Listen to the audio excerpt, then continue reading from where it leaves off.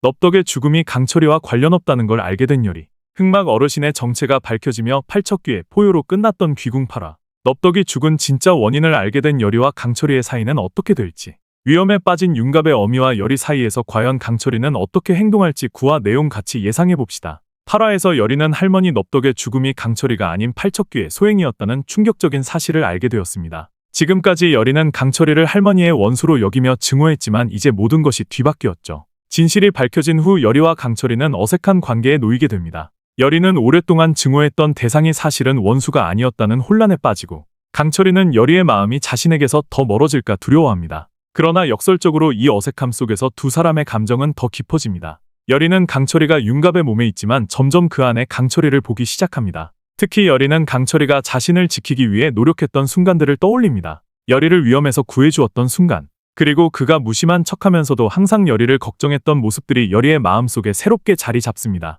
열이는 자신도 모르게 강철이를 찾게 되고 그가 곁에 없을 때 불안함을 느끼기 시작합니다. 강철이 역시 복잡한 감정의 변화를 겪습니다. 1000년 넘게 살아온 이무기로서 인간의 감정이라는 것을 경험해 본 적이 없었던 그는 윤갑의 몸에 빙의된 후 처음으로 인간의 희로애락을 느끼게 됩니다. 처음에는 이런 감정들이 낯설고 혼란스러웠지만 점차 열이를 향한 감정이 단순한 승천의 도구로 여기는 것 이상임을 깨닫습니다. 강철이는 열이가 위험에 처할 때마다 자신도 모르게 심장이 빠르게 뛰는 것을 느끼고, 열이가 웃을 때면 자신도 따라 웃게 됩니다. 인간의 몸에 갇힌 이무기로서 느끼는 이 감정이 무엇인지 혼란스러워하면서도 열이를 지키고 싶다는 마음은 점점 강해집니다. 열이가 강철이에게 내가 할머니를 죽이지 않았다면 내가 그동안 미워한 것은 무엇이었을까? 라고 물으며 혼란스러워하자, 이에 강철이는 내가 날 미워한 것은 당연한 일이야. 내 삶을 망가뜨린 건 사실이니까. 라고 답하며 처음으로 자신의 잘못을 인정하였고, 이 순간 열이는 강철이의 솔직한 모습에 마음이 흔들립니다.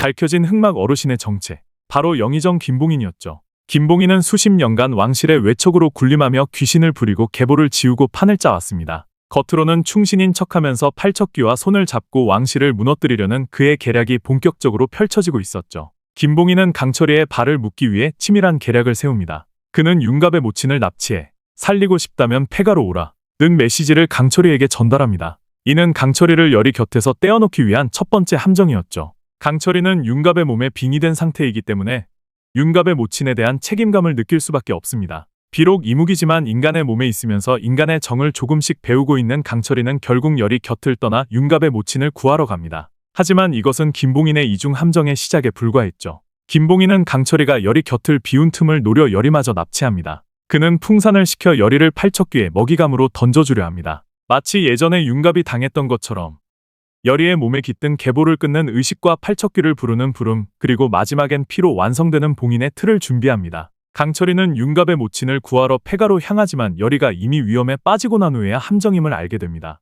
그때 강철이 앞에 나타난 작은 그림자, 바로 야광귀였습니다. 과거 넙덕이 궁에 들어왔던 시절부터 궁의 귀신들과 권력의 이면을 지켜봐온 오래된 귀신인 야광귀가 그 아이는 팔척귀 옆에 있어. 라고 알려주었고, 화가 난 강철이는 야광귀의 말을 따라 열이를 구하러 가죠. 열이를 구하러 가는 강철이의 모습은 절박함 그 자체입니다. 인간의 몸에 갇힌 시간이 오래되자 점점 인간화되어 가는 것인지 더 이상 회오리 바람도 다른 능력도 약해지고 있지만 이대로 있을 순 없었습니다. 강철이가 팔척귀의 영역으로 들어서자 온몸이 떨리기 시작하는데요. 인간의 몸으로는 감당하기 힘든 강한 기운이 그를 압박합니다. 그는 간신히 발걸음을 옮기며 열이를 찾아 헤맵니다. 어둠 속에서 희미하게 보이는 열이의 모습을 발견하고 달려가지만 몸이 점점 무거워집니다. 열이야, 내가 왔다. 강철이가 외치지만 목소리는 점점 작아집니다. 위기의 순간 갑자기 주변이 밝아지며 가섭 스님이 나타납니다. 이무기여, 내 본래의 힘을 잠시 되찾고자 한다면 내 말을 따르거라. 가섭 스님은 강철이에게 다가와 그의 이마에 특별한 부적을 붙입니다. 그리고 주문을 외우기 시작하더니 스님의 목탁 소리가 팔척귀의 영역에 울려 퍼지고 강철이의 몸에서는 푸른빛이 흘러나오기 시작합니다. 천년의 수행으로 얻은 내 본래의 힘, 잠시나마 되찾아 그대가 지키고자 하는 일을 구하라. 주문이 끝나자 강철이의 몸에서 강한 바람이 일어나더니